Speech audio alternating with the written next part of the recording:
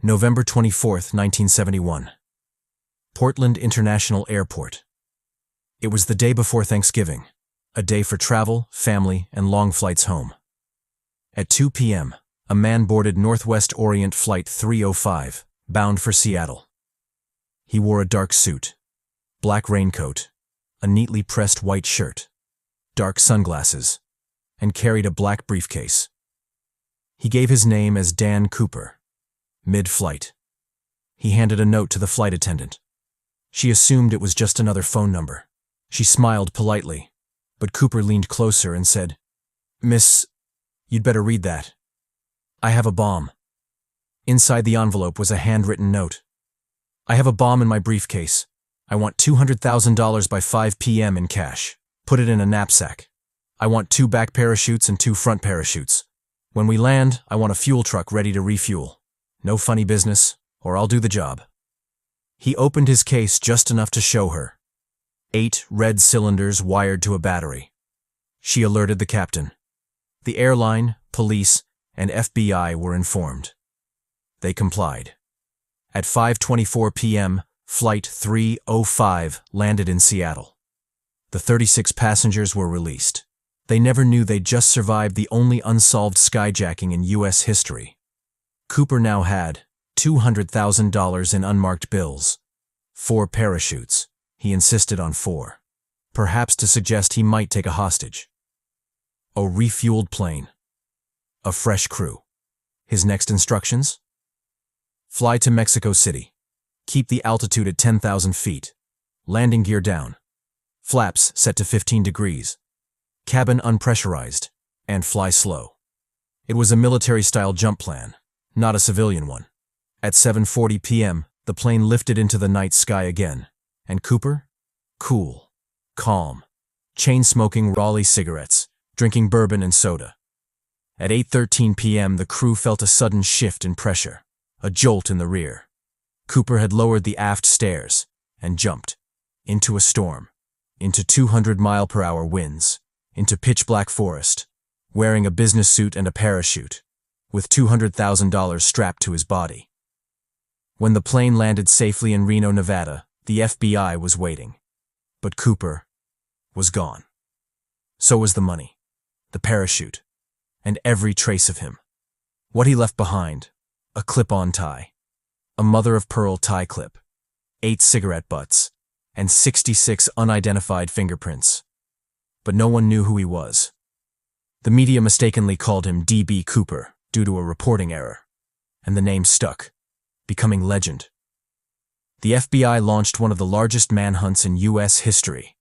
Planes searched the forests of Washington and Oregon. Boats combed rivers. Soldiers walked gridded sections of wilderness.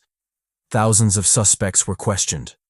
But no body, no parachute, no equipment, nothing.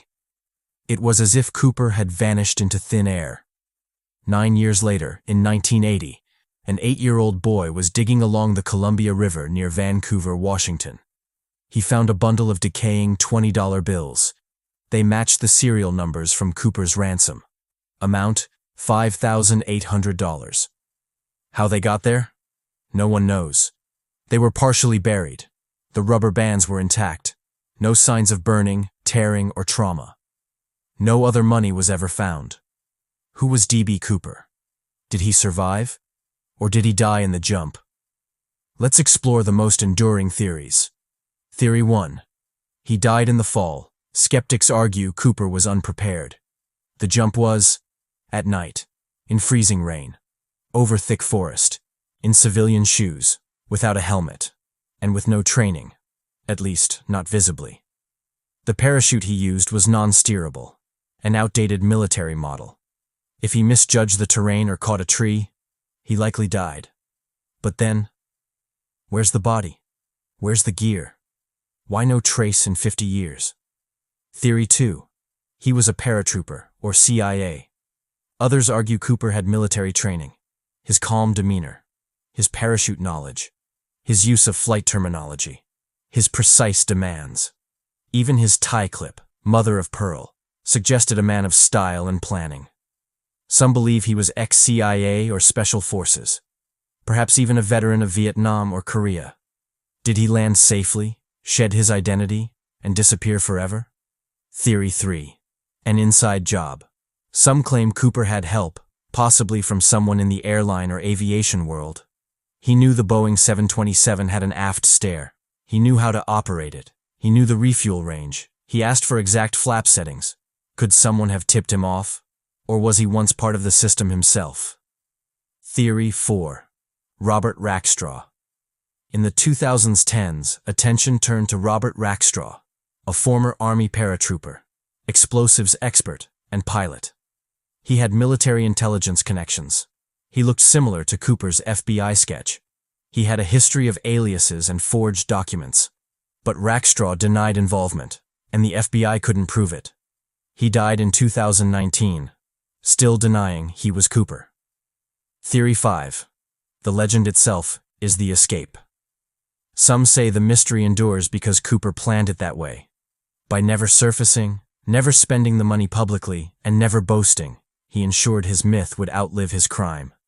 Did he become the first true outlaw of the jet age? An American anti-hero, a ghost in the clouds. In 2016, after 45 years, the FBI closed the case. Their statement: "We have redirected resources to more pressing investigations." But they left the door open. If new evidence emerged, they'd return.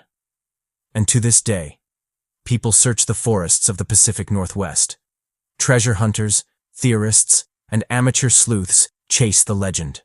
No confirmed sighting, no deathbed confession, no body, just a question, a man in a suit, a plan without error, a leap into the unknown.